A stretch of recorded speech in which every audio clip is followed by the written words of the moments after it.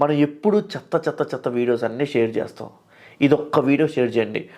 నిన్న మొన్నటి నుంచి కాంగ్రెస్ నాయకులు కానీ, బీఆర్ఎస్ నాయకులు కానీ, తెలంగాణ నాయకులు ముఖ్యంగా పాపం పవన్ కళ్యాణ్ మీద వేసుకుంటున్నారండి. అసలు పవన్ కళ్యాణ్ ఏమన్నారు? ఈ వీడియో చూసిన తర్వాత నాకు పవన్ కళ్యాణ్ మీద రియాక్ట్ అవ్వాల్సినంత అవసరం లేదు ఈ నాయకులు అనిపిస్తుంది. అసలు పవన్ కళ్యాణ్ అన్నదేంటి? ఆయన ఏ సందర్భంలో అన్నారు? ఎలా అన్నారు? మీరు మాట్లాడుతుంది ఏంటి? పవన్ కళ్యాణ్ గారు అన్నది ఇప్పుడు ఫర్ ఎగ్జాంపుల్ చిన్న పిల్లవాడు ఉన్నాడండి, అప్పుడే పుట్టిన బేబీ చూస్తే చాలా క్యూట్గా ఉంటాడు. తల్లే నా దిష్టి తగిలింది అంటుంది, అంటే తల్లి దిష్టి పెడుతుందంట. ఒక కామెడీ వే అండి అది, అంతే. అది మీరు అర్థం చేసుకోలేకపోతే ఎట్టా?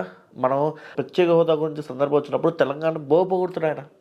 అసలు బీఆర్ఎస్ నాయకులు, కాంగ్రెస్ నాయకులు ఎంతమంది ఆంధ్ర వాళ్ళని తరిమి కొడతాం, దేనికి పనికిరారు, ఏదేదో మాట్లాడారు. కర్రీలు అమ్ముకుంటున్నాం అంటే అసలు ఆంధ్ర వాళ్ళని వాళ్ళన్న మాటలు కనుక మనం సీరియస్గా తీసుకుంటే వాళ్ళు ఎక్కడ ఉంటారో మరి. ఓకే, సినిమాలు ఆడనివ్వంటారు, ఓకే అన్నీ మూసుకొని వెళ్తారు, ఏం చేస్తారు సార్? అన్నీ హైదరాబాద్లో ఉన్నాయి. ఒకప్పుడు అందరం కలిసి హైదరాబాద్ డెవలప్ చేసుకున్నాం. సో ఇప్పుడు బయటికి పోమంటే బయటికి పోవాల్సిందే.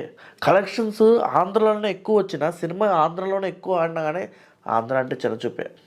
కానీ మనకి ఒక ఇండస్ట్రీ కావాలి కదండి. నాకేదో కావాలనిపిస్తుంది. నేను పీకే గారిని కూడా అడుగుతున్నాను, సార్ తెలుగు ఫిలిం ఇండస్ట్రీ ఖచ్చితంగా ఆంధ్రలో కూడా ఉండాలి సార్. ఇంకా మన వల్ల కాదు సార్.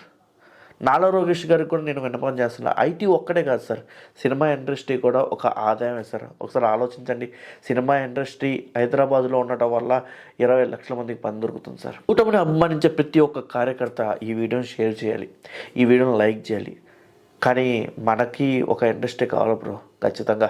మనకి సినిమా ఇండస్ట్రీ ఆంధ్రాకి రావాలి తెలంగాణ నుంచి అని అనుకునే వాళ్ళు ఖచ్చితంగా ఒక లైక్ కింద కామెంట్ బాక్స్లో కామెంట్ చేయండి. అండ్ ఈ వీడియో ఖచ్చితంగా మీ ఫ్రెండ్స్కి షేర్ చేయండి, ట్రెండ్ అవ్వాలి బ్రో. సో మళ్ళీ కలుద్దాం వేరే వీడియోలో. ఇది నా అభిప్రాయం.